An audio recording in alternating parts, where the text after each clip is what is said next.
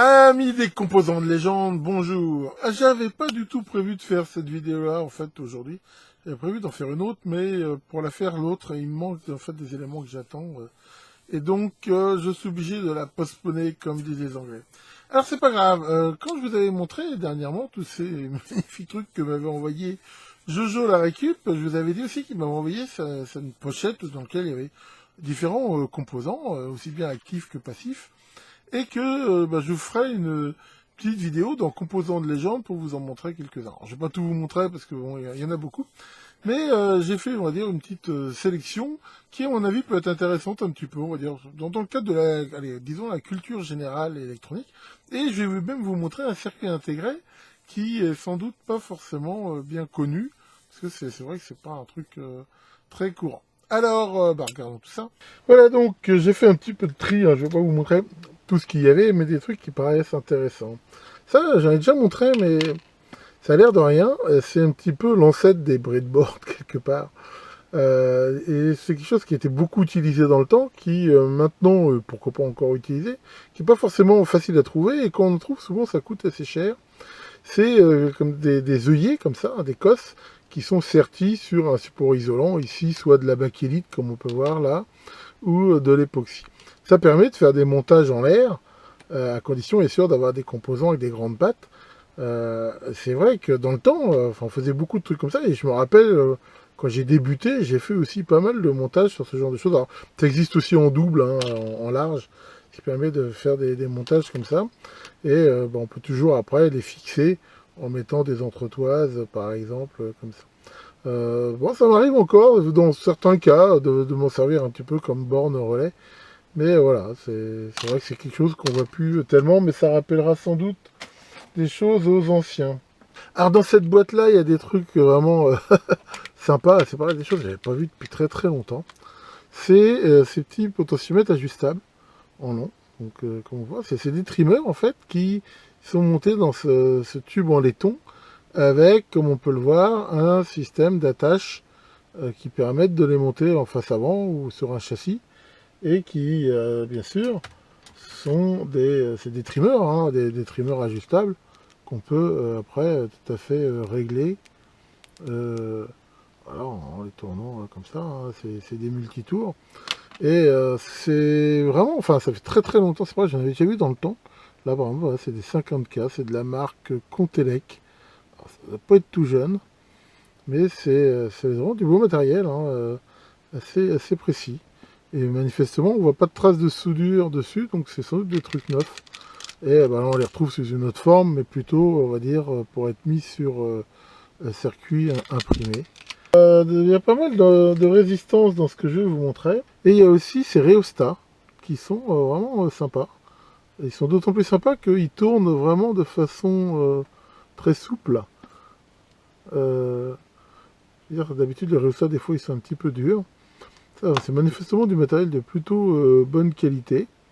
Alors, c'est quoi un rhéostat? C'est une résistance variable, mais qui, contrairement à un potentiomètre, souvent qui a une piste carbone ou cermètre, là, c'est un corps en céramique sur lequel on peut voir, il y a bobiné un fil résistif, sur lequel vient se déplacer un curseur qui frotte dessus, et qui permet donc d'avoir une résistance variable entre ce curseur et une des bornes des résistances. Alors c'est le même principe qu'un potentiomètre, hein, quelque part, mais à la différence d'un potentiomètre, ça peut encaisser des puissances beaucoup plus importantes. Alors des fois c'est marqué, là ça ne l'est pas, et ça peut chauffer éventuellement. Voilà, là on voit que c'est souvent, c'est relativement des valeurs assez faibles, hein, là on voit c'est un 100 ohms et 500 ohms, et c'est pareil, c'était pas mal utilisé dans le temps, pour commander des ampoules, des choses comme ça, ça peut fonctionner, généralement sur des températures relativement élevées. C'est aussi très très robuste, dans la mesure où, voilà, enfin, généralement, ça s'use quand même pas trop par rapport à des potentiomètres. Donc voilà, un potentiomètre, je veux dire, à piste normale, si on lui fait si on dépasse, je veux dire, enfin, souvent un quart de watt, quelque chose comme ça, il va cramer, surtout quand on va arriver, je veux dire, à une partie de la résistance qui est très faible. si on fait passer beaucoup de courant, alors que ça peut quand même encaisser beaucoup plus. Bon, c'est quand même pas des mégawatts, hein, mais c'est vraiment du beau matériel. Alors toujours dans les potentiomètres, alors celui-là, j'en ai jamais vu des comme ça. Je pense que ça vient d'un... Ça doit être une pièce de remplacement pour un truc qui file.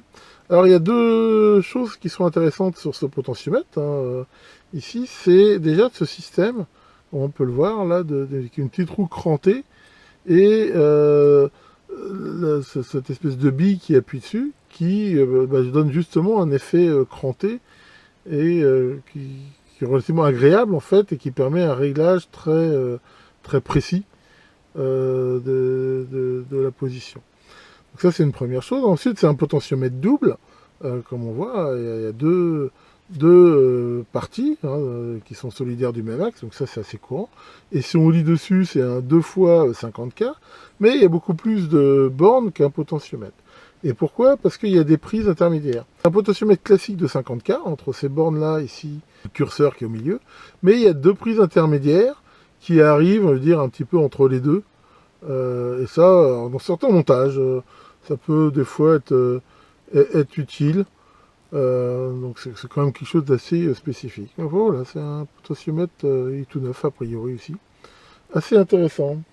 Alors, il y avait tout un lot de résistances de puissance, hein, je vous en ai déjà montré, qui sont, alors celles-là sont sans doute un petit peu plus anciennes. C'est un petit peu comme le rhéostat, hein, ces résistances-là sont toutes basées sous le principe d'avoir un tube généralement en céramique et creux, ce qui permet éventuellement aussi de le refroidir un peu mieux, et sur lequel est enroulé un fil résistif, et c'est pareil, ça peut dissiper quand même de la puissance assez intéressante. Alors ça, voilà, ça c'est de la résistance très classique, très connue.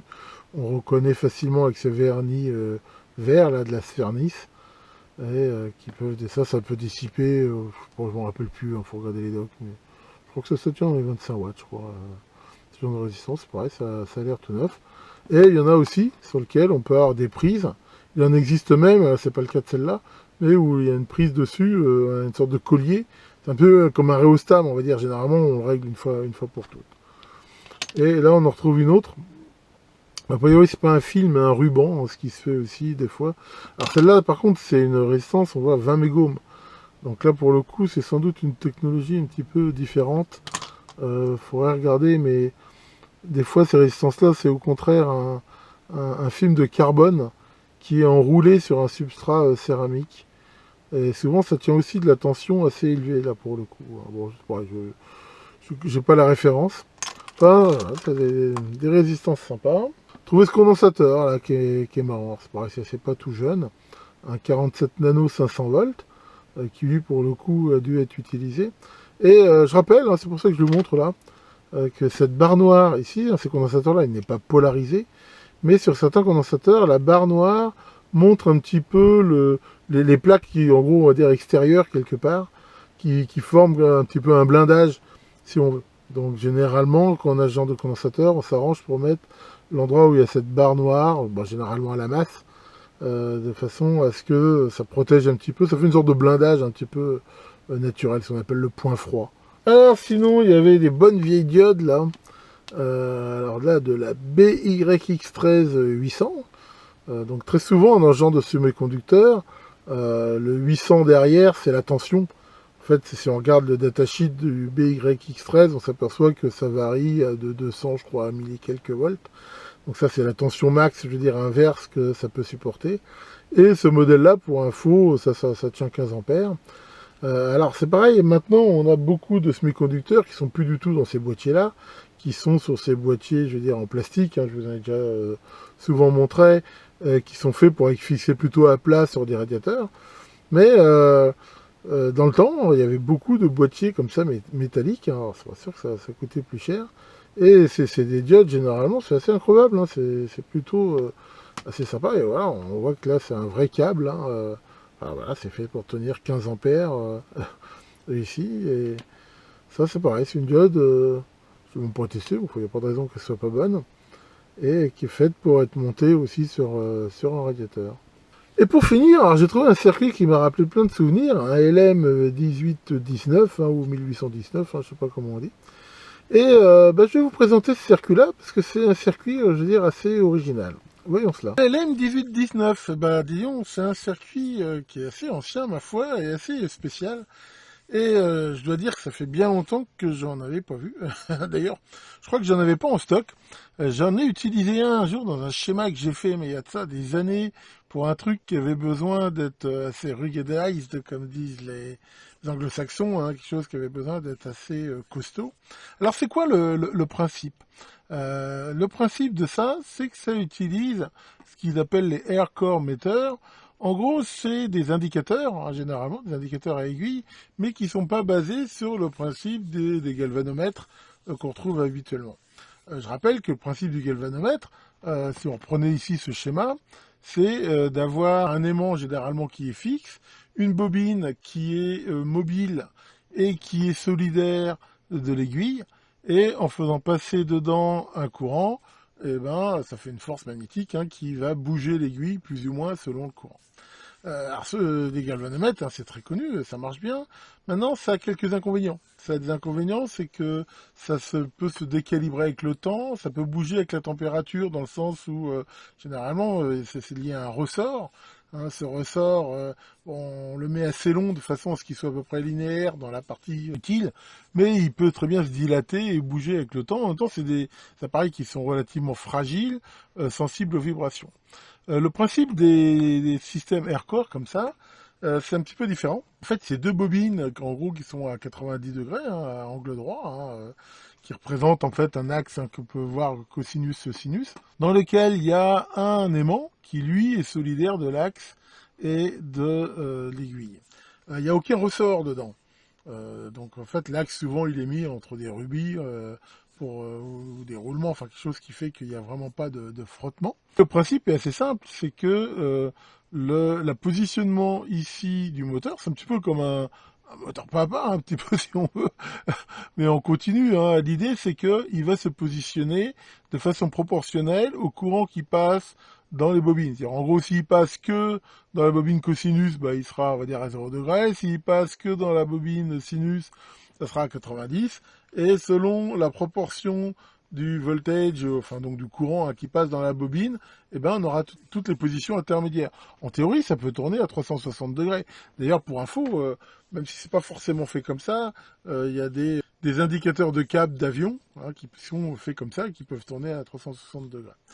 Donc c'est vraiment quelque chose qui est très utilisé. D'ailleurs, c'est aussi utilisé des fois dans l'automobile. Hein, mais enfin bon, on va pas ici trop en parler. Et donc ce circuit-là, eh ben, il fait quelque chose qui est finalement pas forcément très facile à faire si on le fait avec de l'électronique classique. C'est que justement, il va transformer un signal qu'on peut voir ici en entrée, je veux dire entre 0 et X volts, hein, par exemple, et générer proportionnellement le courant dans les deux bobines. Et pour ça, il va avoir un générateur de fonction ici, hein, qui est marqué ici, qui va faire à la fois la sortie sinus et cosinus, de façon à ce que ça reste bien proportionnel par rapport à ce signal et driver donc la position de l'aiguille. C'est un circuit qui, mine de rien, simplifie énormément le design de ce genre de truc. Bon, c'est vrai que maintenant on est plus dans des systèmes digitaux et tout ça, mais enfin encore une fois, c'est un circuit qui est assez ancien, hein, et à l'époque, c'était pas si simple que ça.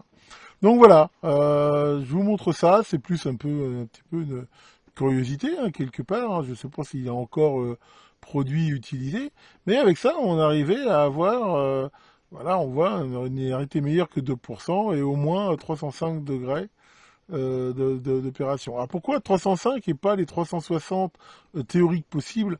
Bah parce qu'au bout d'un moment, il arrive dans des limites, hein, le gêné siné-cosinus, et comme tout, c'est un petit peu des saturations, si on veut, où il arrive un moment où il n'arrive pas à faire tout le tour.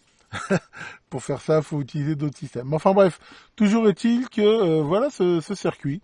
Et bah, je pensais que ça pouvait être intéressant de le connaître, parce que c'est pas un circuit, je veux dire, très courant.